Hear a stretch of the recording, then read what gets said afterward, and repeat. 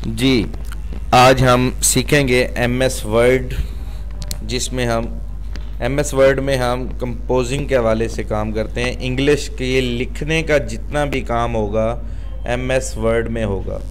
ठीक है, तो ये डेस्कटॉप पर आइकन मौजूद है, माइक्रोसॉफ्ट ऑफिस 2010 वर्ड। 10 भी हो सकता है, 7 भी हो सकता है। जिस पे अब हम आजकल डिस्कस कर रहे हैं वो है माइक्रोसॉफ्ट ऑफिस 2007। कुछ कंप्यूटर में डेस्कटॉप पर मौजूद होता है आइकन, इसे आइकन कहते हैं। ये आइकन है, ये एक आइकन है एक्सेल का, ये पावर पॉइंट का, ये इन पेज का, ये टाइपिंग मास्टर का, ये गूगल क्रोम का आइकन है, ये कंप्यूटर का आइकन है।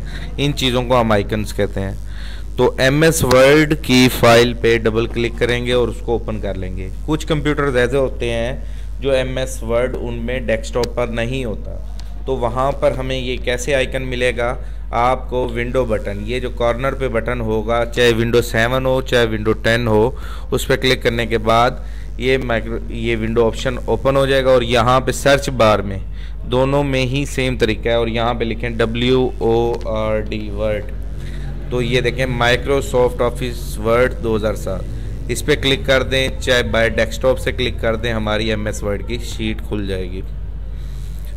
ये जी एमएस वर्ड की शीट ओपन हो चुकी है। इसका थोड़ा सा इंट्रोडक्शन, ये ऑफिस बटन कहलाता है, मेन बटन। ठीक है, ये वाला, ये सेव का आइकन है, मतलब कि फ़ाइल को सेव करने का तरीका।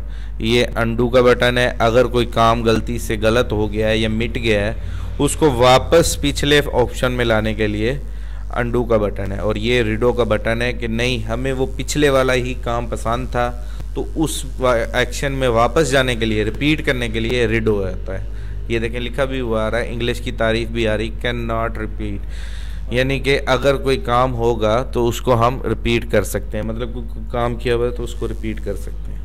नंबर 2, ये नीचे टैब्स हैं, इन्हें कहते हैं home tab, insert tab, page layout tab, reference tab, mailing tab, review tab और व्यू टैब।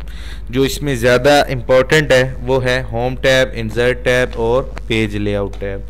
इन 3 के बारे में हम इस कोर्स में सीखेंगे, और यही इम्पोर्टेंट है क्योंकि सबका 8 साल से मैं इस कंप्यूटर फील्ड में हूँ और बहुत जगहों पे जॉब की है, पढ़ाया है, तो इन्हीं 3 टैब्स के बारे में ही ज़्यादा यूज़ है और ज़्यादा काम है।